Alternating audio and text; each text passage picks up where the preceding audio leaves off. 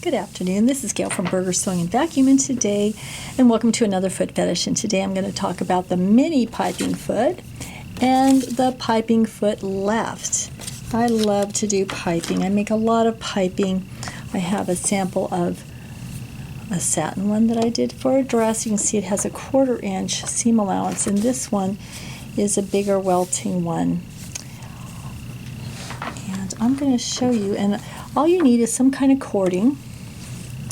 And this is for our regular piping foot. Of course, I'm out of the camera when I'm trying to do this. I usually put a knot on the end so I don't pull it out of the way.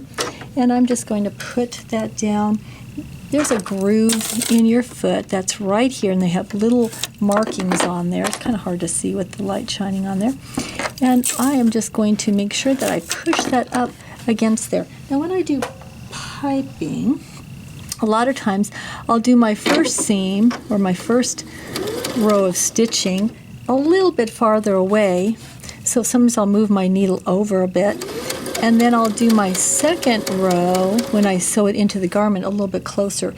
If you keep sewing right on top of the same seam over and over again, then it has a tendency to get a little bit too bulky. And you notice that what I'm doing too is I'm kind of pushing it, and you can do this with a stiletto or your scissors and push it. I'm trying to push that piping or the cording right up against that fold to make sure it stays nice and tight.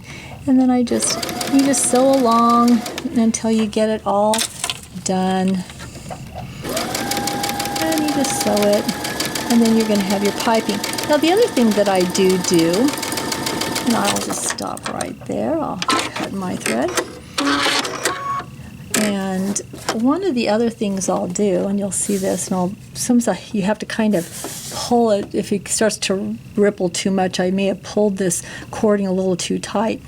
But I have something called the Piping Hot Piping Ruler, and it sits on top of here. It has a groove in it, and I can cut it, so then I get a really nice, perfect.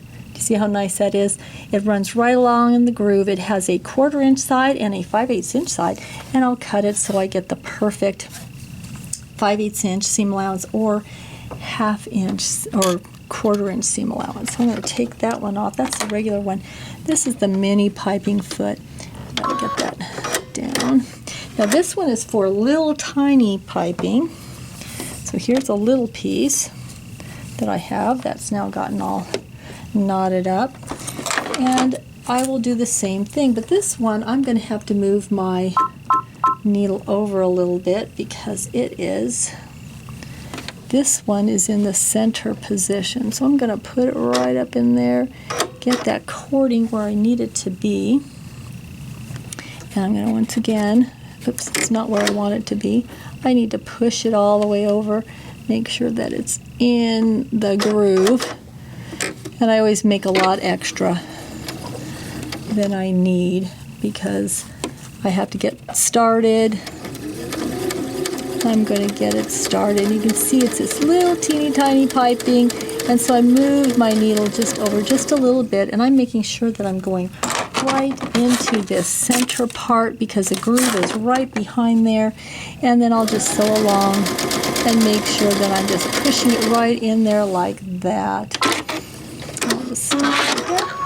And you can see that I now have this little tiny mini piping, and of course the next one I'm going to sew in.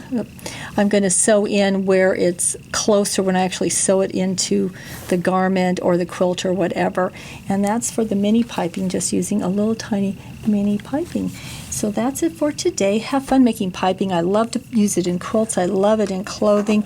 Anytime, it just makes things look a little bit more tailored. So have fun sewing with your feet. Until next time. Bye-bye.